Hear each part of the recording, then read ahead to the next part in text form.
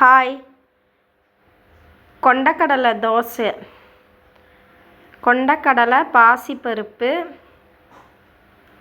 அரிசி, உளுந்து, வெந்தயம்லாம் போட்டு ஒரு 6 ஹவர்ஸுக்கு ஊற வச்சுட்டு வாஷ் பண்ணி நல்லா எடுத்துட்டு அதில் பூண்டு, ஜீரகம், சோம்பு போட்டு நல்லா பேஸ்ட்டாக தோசை மாவு பதத்துக்கு எடுத்து அரைச்சி அதில் தேவையான அளவு உப்பு போட்டு நல்லா மிக்ஸ் பண்ணிடணும்.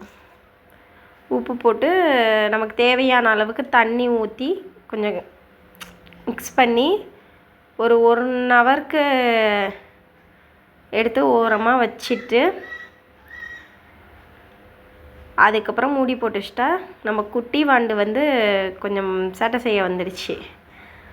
வந்ததுக்கப்புறம் அதை கொஞ்சம் சமாதானப்படுத்திட்டு அதுக்கப்புறம் சட்னி ரெடி பண்ணுறதுக்காக தக்காளி, வெங்காயம், பட்டை மிளகாய் கார சட்னிக்காக தக்காளி சட்னி, கார சட்னி. பூண்டு சட்னி இன்னும் சூப்பராக இருக்கும், அது டேஸ்ட்டாக இருக்கும். இதுக்கு இது தக்காளி சட்னி ரெடி பண்ணுறேன். வெங்காயம் எண்ணெயில் நல்லா பட்டை மிளகாய் போட்டு அதுக்கு தேவையான அளவுக்கு உப்பு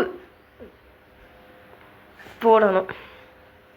போட்டு நல்லா வெங்காயத்தை வதக்கி எடுத்துட்டு அதுக்கப்புறம் பார்த்திங்கன்னா தக்காளி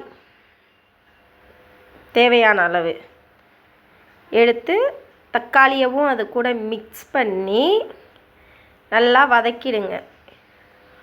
காரம் கொஞ்சம் கூட போட்டால் நல்லாயிருக்கும், எங்களுக்கு ஆகாது, அதனால் கம்மியாக போட்டிருக்கேன். எடுத்துகிட்டு அப்புறம் தோசை மாவை கரைச்சி எடுத்து தோசை நல்லா ஊற்றினா நல்லா மொறு மொறுன்னு வந்துடுச்சு. பாப்பாவுக்கு நெய் கொஞ்சம் விட்டு தோசை ஊற்றி எடுத்து நம்ம குட்டிக்கு கொடுத்தாச்சு. நம்ம குட்டி சாப்பிடும். நல்லா இருக்கான்னு கேட்டால் நல்லா இருக்குன்னு சொல்லும். குட்டி பிடிச்சிச்சின்னா லைக் பண்ணுங்கள், சப்ஸ்கிரைப் பண்ணுங்கள். நம்ம வீட்டில் 2 குட்டி இருக்குங்க, 2 பாப்பாங்க இருக்காங்க. நம்ம சேனலை ரெகுலராக கொஞ்சம் வாட்ச் பண்ணுங்கள், ஷேர் பண்ணுங்கள், லைக் பண்ணுங்கள். குட்டியை அடுத்த வீடியோவில் பேச வைப்போம். ஒரு சின்ன வீடியோ அதுக்கு முன்னாடி போட்டிருக்கிறேன் பாப்பா வச்சு. இப்போ தான் ஃபஸ்ட்டு ட்ரை பண்ணுறா, அதனால் எல்லோரும் கொஞ்சம் ஆதரவு கொடுங்க.